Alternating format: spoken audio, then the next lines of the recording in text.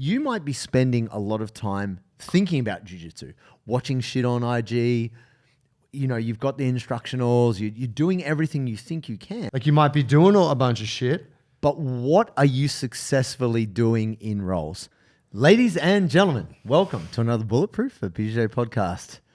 We're on the couch. We're on the couch, baby. We got the new setup. And guys, come through. We're doing a casting session. It's going to be great. Yeah, bring the baby oil. No. Oh, no, he didn't. Oh, shit. Guys, more knowledge is not better. There's a lot of you out there who are grabbing more techniques, getting a million instructionals, watching them once, not practicing them, and it's not actually doing anything to improve your jiu-jitsu. Today, we are going to talk about a principle which we apply to our coaching and everything else we do, which is less but better. This is a common mistake I feel that we make, not only in jiu-jitsu, but in life, which is, oh, that's good. Like one thing is good, two must be better. Three must be even betterer. Yeah. And this is a real kind of, it's a mental fallacy. This is a mistake we make. Yeah, it makes me think about our mate John Marsh put it to me, I don't know, a couple of years ago, but he said, we're not like, 10, 20 years ago, we were in the age of information. Right. And at that time, leading up to that time, information had been scarce. Yes. And so now information was what was of value. But he said, we've passed that now. Now we're in the age of entertainment. Right. But so he's like, information is no longer in short supply. And I'm just thinking about it. It applies to everything. But it's like the amount of people who save our Instagram reels. Like we put something out there and people are like, save. You can see, right? Like heaps of people save it. And you're like, what's the bet that a lot of these people have just saved thousands of mad exercise tips and tricks? Never go back. That's right. And if you can think about it, it's like there was a scarcity for techniques maybe when we started jiu-jitsu. Yes. But now there is just an absolute overabundance. Yeah, it's not a lack of information, it's a lack of discernment. It's trying to know like what is the right thing for you, and we kind of chatted about that, but it's also the hardest thing is being able to stick to it, I feel. So this concept of less but better, I got this from a book called Essentialism by Gregory McEwen. And he got it from a guy called Dieter Rams, who's considered to be the godfather of design. And he helped design the original record player case. He was the guy who said, we should make it clear. So people are like, nah, you cover it in timber. You don't want to see the record. He was like, no, you do. And that became the norm back in the days. And he has a very, minimalist approach. Yep. But that's the key tenet of his design philosophy, which is less but better. And so it leads me to this, the Bruce Lee quote, which is, I fear not the man who has practiced 1,000 kicks once, but I fear the man who has practiced one kick 10,000 times. And, you know, a lot of people have said it, and we all know that there's specialists out there, right? They're good at that one thing, and it doesn't matter what you do, they'll find a way to get it on you. Just to clarify there, was it 10,000 times or was it one kick 1,000 times? So it's who's practiced 10,000 kicks once. He doesn't fear that person, but he fears the man who has practiced one kick 10,000. Okay, I was just thinking, are we conflating there the Malcolm Gladwell 10,000 hours? No. I googled it. Okay, fair. Yeah, internet has verified. As Bruce Lee quote. Yeah, I think we're wired towards thinking that learning new things is going to, or being exposed to new things is going to be the unlock for our abilities. Yeah. Because we're all looking for that, right? It's like, how do I, like we all want to get better at jiu-jitsu. Yeah, but what's the secret? That's right. We all want to get, whatever. We want to look better. We want to perform better in the gym, whatever it is. And so it's like, I just need to get that key. And a new technique is kind of the key. It gives you that feeling. But the problem is that, I think what we're missing when we're in that sort of, that cycle is that we're missing the information is good, but you actually have to go and practice that thing. Execute. And to some degree, master the thing. Agreed. In order for it then to become something that you can embody, right? Yeah. Like it's like I can sell you some shit that I saw on Instagram, some mad trick that Lachlan Giles showed me. Yeah. But don't practice any of them, so they're meaningless to me. Yeah. The interesting thing about this is it's funny because I'm the person who usually comes to Joe with a new idea like every 5 minutes. Just so it'll be. I'm really keen to just throw this line back at you from here on in. I don't mind. That's fine. I have enough energy to overcome your blocking. I hear what you're saying. Block. But it's a funny thing because this is something I learned. I can't remember. I think it was a behavioral psychologist. I was listening to a podcast. This is actually years and years ago, very early podcast days. It might have been a radio program, which was just uploaded as a podcast on the internet. And this lady was saying, English behavioral psychologist said, the brain craves novelty, but the body craves routine. Right. So this is one of our biggest problems. We want something sexy and exciting, and it's like that's why like you get these gimmicky songs that go to number one. Like you're like that song is so freaking annoying. Pop music, yeah. Yeah, but it's because at that moment it stands the hell out and it's novel. And so that gets people's attention. But it's nothing that's going to be a classic. You're not going to be listening to Crazy Frog like 20 years from now going, oh yeah, I mean, I don't understand how anyone listen to that track. Yeah, but what I'm saying is that how did it get so popular? It was incredibly novel. So when you see something new, you're like, oh shit, that's hot. Like that is cool because it really sets off your senses. But really, and this is another saying, ancient Greek or Roman saying, I think it was Herculoso, we do not rise to the heights of our hopes, we fall to the lows of our training. And really, if you think about the amount of techniques you can actually execute, it's probably only 2 or 3 consistently, whether it's competition or anything. Even if you're someone who's expert, you look at someone like the Meows, like Meow Brothers, they can pretty much do any style of jiu-jitsu, but basically their whole game is invert, take the back, and choke you.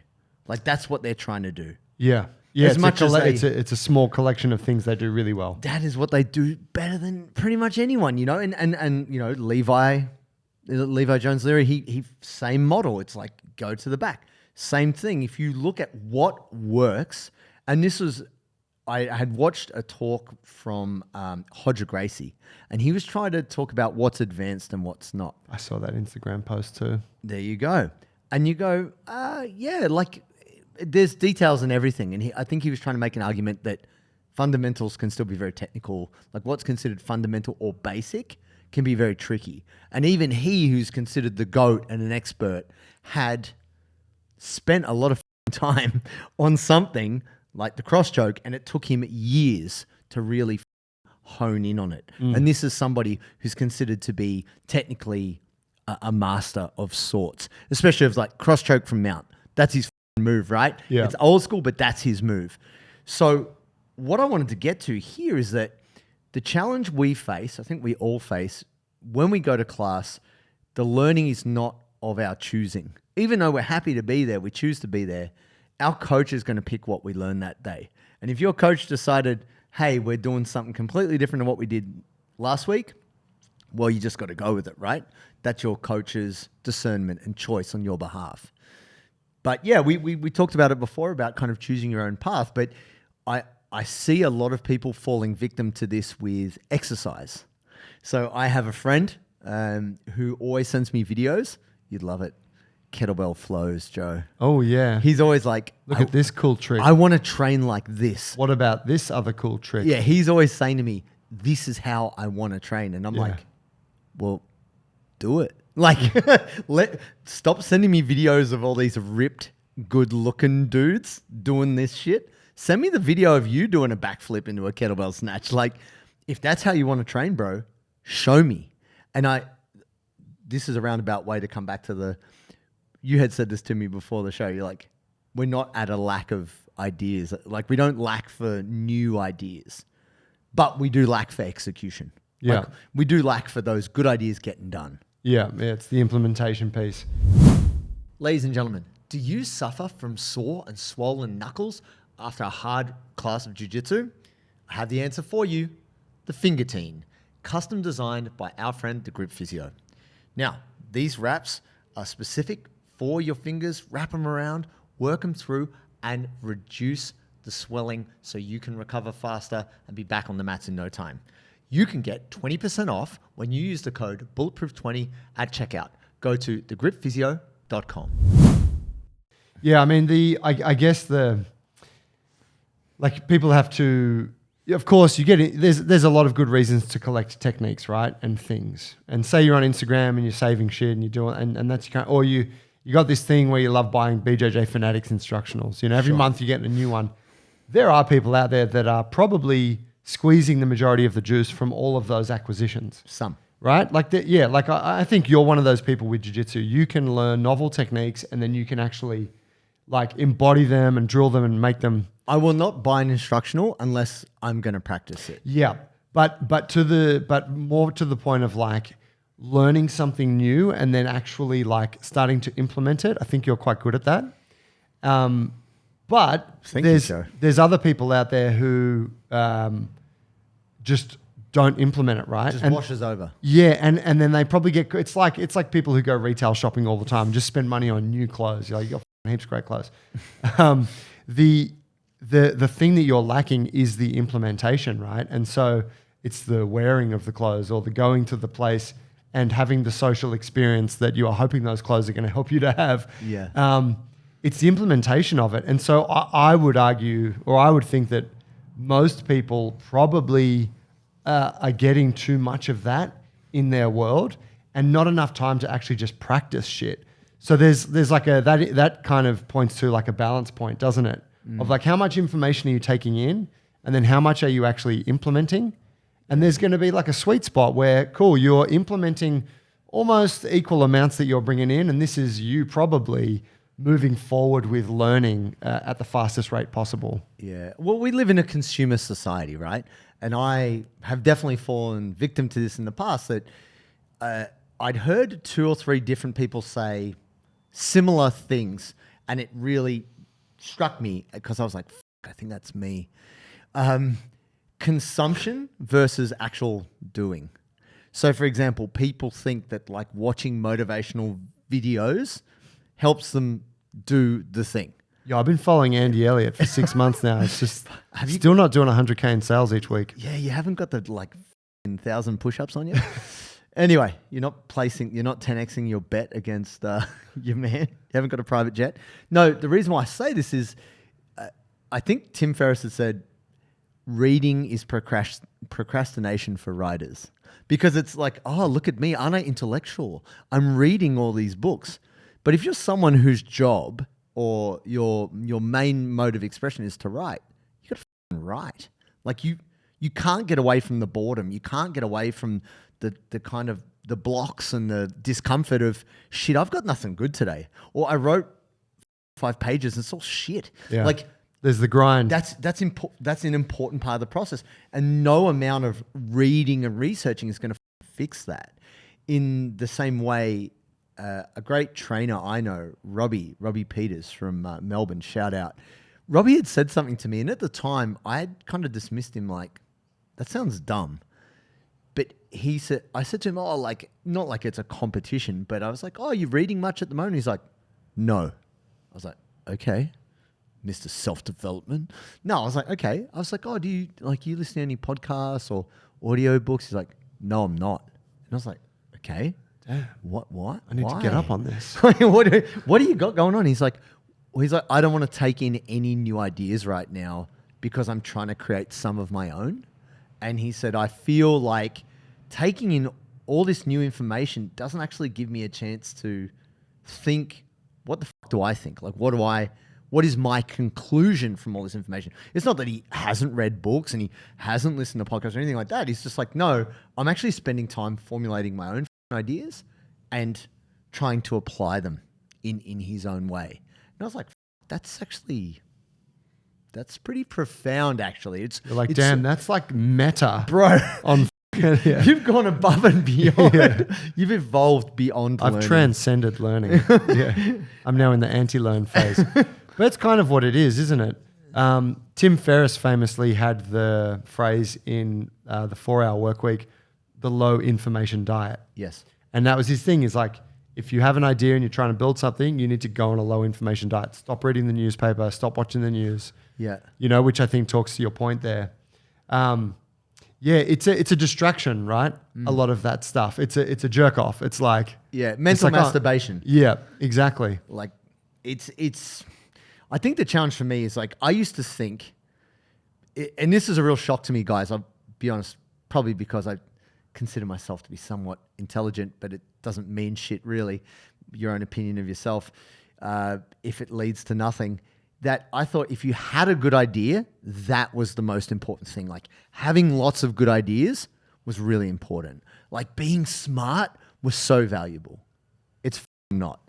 And why do I say that? But wait, being smart and having ideas are different things, no? No. There's a mixture there. Like, let me elaborate on that. I thought that simply your ability to generate new ideas and reason with good ideas was important. It actually doesn't mean much, and I'm going to explain why. There's a book called The History of Innovation, which is a really great book. English gentleman, what's his name? No, people don't want to know because they're not reading books no more. No, they're done with that. But the reason why, he was saying an innovator is not the inventor. It's the person who is able to make it adopted by everyone. Yep. And he's saying that that's a mixture of marketing. It's a mixture of tweaking. Like there's plenty of people who came up with the initial idea but could do nothing with it. So this book details like history of like steam-powered ships and fucking fertilizer and gunpowder and just absolutely every really breakthrough innovation, the flush toilet, all Thomas kinds of Edison things. versus Nikola Tesla, I'm sure. There is a bit of that in there. Yeah. And, you know, Edison is known as the marketer, right? Yeah. And Tesla struggled with that, even though he was incredibly good at inventing, like coming up with the ideas. Inventing, yeah. He wasn't the marketer, etc. Anyway, we don't want to go deep into that because I'm actually on the side of Tesla there, but don't worry about it, folks. The other thing... I think all the good guys are on the side of Tesla, no? I think so. I think it's so. accepted that Edison was a prick. And Edison also had the Steve Jobs-esque ability to like take smart people and like rip their ideas. Right. But still, we'll leave that for another day. Essentially, here's another thing that was highlighted to me is that ideas are nothing without execution. So I had a very smart person say to me, yeah, you got a lot of good ideas. What are you doing with them? I was like... That's like you finish the role and someone says, oh, you're strong, man. Actually, like, thanks, boss. Someone sent me the meme. Oh no, Jack sent me the meme, which is, you are strong. It's a guy in the gi. He's like, you are strong. Thanks for rolling me hard. When you couldn't overcome my technique, with your technique, you just powered up and beat me that way. You are strong. Send this to someone who is strong. And I was like, you're welcome, weak person. Anyway, it's one of the things that really struck me was I was like, shit, I'm just sitting here coming up with all these ideas and not executing. And this is, let's kind of parcel this up. You might be spending a lot of time thinking about jiu-jitsu, watching shit on IG. You know, you've got the instructionals, you're doing everything you think you can. You might be drilling bolos on a Monday, leg locks on a Tuesday, back finishes. Like you might be doing a bunch of shit. But what are you successfully doing in roles? Because that's the pressure test, really. Like if you can't execute what you're doing against varieties of level of skill, then maybe you haven't really gotten top of whatever it is, technique or scenario that you're trying to. And I think this is the thing is you do need a bit of feedback there. You got to be honest with yourself and go, well, me being very honest, my highest percentage finish in any role is like an armbar, really, or choke from the back, like a rear naked choke, rear naked strangle. Even though I'd love to say, oh, I leg lock people. Occasionally I get a foot lock, but not really. Yeah, it's not your go-to. No. And this is the thing, like for most people, they don't want to look closely at what they're doing because then you'll go, dang, I do suck. Even though we get that overriding impression, we block it out with like, what's the new thing I need? The answer is more. The answer is something different. Yeah, and it's hard. I mean, you don't suck, right? It's just like, it's not serving you, like it's not getting you to where you want to go. Where you want to go is to get better at the thing. And it's kind of hard, right? Like, because there's a discipline component attached to this implementation, isn't there? Yeah. It's like, great, you've learned the thing. Now go practice it 10,000 times. Yes. And that's like, well, how long is that going to take me? Like, you mean I got to do drilling sessions where I'm just working that one thing? Well, I've had that situation a couple of times recently where I've come to training with some water, but I haven't had any electrolytes, and I've finished training and I've had to go to a convenience shop and buy myself some kind of sports drink, usually a Gatorade. Cost me like $7. It's small and it really doesn't contain that much of the good stuff that I'm looking for, which are the electrolytes. Sodi, on the other hand, is my partner when it comes to hydration, and I'd simply just run out of it. And it sucks because I got to go buy expensive stuff that doesn't do anywhere near as good a job. I'm super stoked that we've been restocked with the Sodi, and now I can be properly hydrated when I train jiu-jitsu.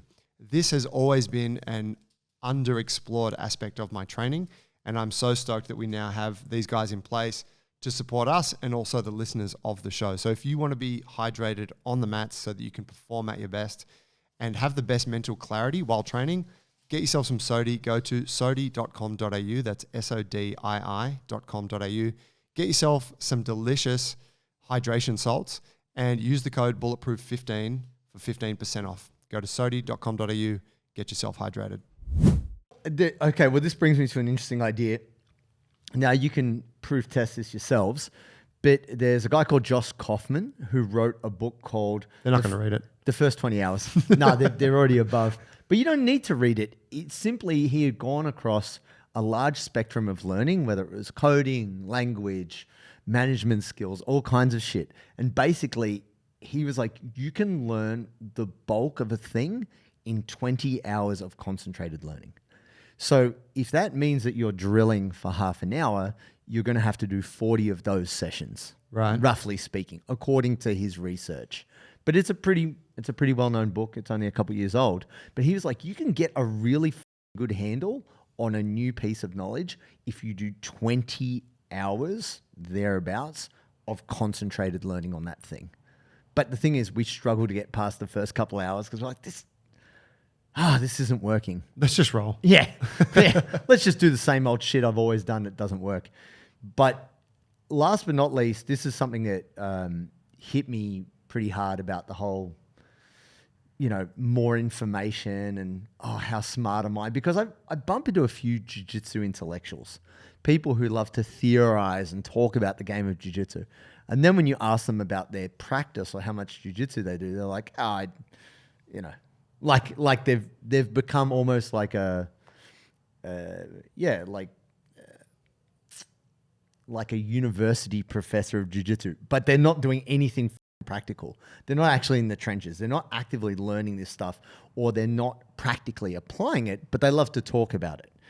Kind of like armchair UFC fans. Yep. When you get a guy going, man, if I was Anderson Silva, I would have, and you're like, I would have not broken my leg. Yeah, I definitely wouldn't have eaten that second punch. Like, all right, dude, sure. Anderson Silva the second. Mark Andreessen said, if you have an entrepreneur and you have two different measures, you have determination and you have intelligence, like technical knowledge. And he was saying why he favors determination over technical ability.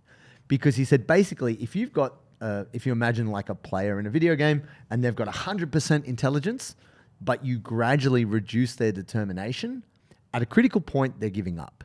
So all the intelligence and technical knowledge in the world doesn't mean a thing and over time, determination will wear down. Mm-hmm. But he said, but if you've got someone who's 100% on determination, but maybe they're not that smart, but they're a dog on a f***ing bone, like you can keep reducing intelligence, they're still going to get there. They might not have the most technical business in the world, but they'll be the best f***ing trash hauling service you ever saw, and they'll be f***ing profitable. Or they'll run the best auto mechanic you've ever seen. And I'm not, no shade on anyone who has a trash hauling business or runs a mechanics business, but he was talking in terms of business. I think this applies to jiu-jitsu. You can get somebody who is incredibly intelligent and knows all the techniques, but when they roll against that one savage dude who's a concreter, who's just like, nah, I'm just doing my half guard pass and I'm doing, my Kimura from knee right, and I'm just going to do that. And they're so determined, and they've only got a limited game, they are able to apply it because they've only got a limited scope and they're that one hammer looking for nails. Makes me think I rolled on Wednesday night with a young fella from Vantage, Lucas. Okay. Great dude. Listens to the show. Shout out if you're listening, bro. And I'm not sure how old he is, but he's young, right? And as in maybe just finished school the last couple of years or something. Sorry, bro, if you're like 28. But he strong, right? Strong kid, blue belt, like good, and hungry. And you can see it. You can see it in his eyes, right? You can see hungry, and you can see like when it's time to roll, he's always available, you know. And I had a couple lined up because I hadn't seen some of the guys for a while, and then he kind of wandered over. And I'm like, yeah, let's roll, and like he brought it, right? And anyway, I was able to use my I got more experience than him. I'm bigger than him. I'm maybe marginally more technical. I could apply all that to, kind of subdue, the pressure, right?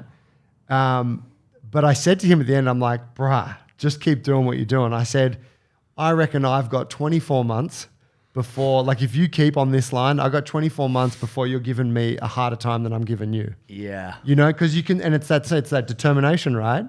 Where it's like, yeah, it's cool. Like you don't know all the shit yet, but just keep learning the shit and stay on that and you'll prevail, So yeah, that determination piece I think is, it's kind of everything, right? It means a lot. And I mean, we're all aware of how hard jiu-jitsu is. So anyone who's stuck with it for a long time is a determined human. There's no question. It's more that I feel for many people now, because there is so much information and because we do have this constant bombarding of what's new, and we're all trying to hit what's new or at least understand whatever the fuck is going on. Like, what was that shit that Levi did at CJI? And we're constantly trying to stay up on stuff. Because we spend so much time looking outward, we spend less time looking inward, and that actually means that our jiu-jitsu stagnates. And the whole thing is to try and get better as much as we'd love to be entertained, and you don't want to get bored of what you're doing, but ultimately doing less and doing it better is going to mean faster gains in jiu-jitsu, even though it might seem a little bit harder at the start. It's going to feel real good once you get on top of it, because then you can just move to the next thing and then focus on that. And just developing that gear of focus to drill down and get on top of something, I think is the real unlock. All right, folks, there it is. We appreciate y'all. Please give us a like, a subscribe, and a follow, and we'll see y'all next time.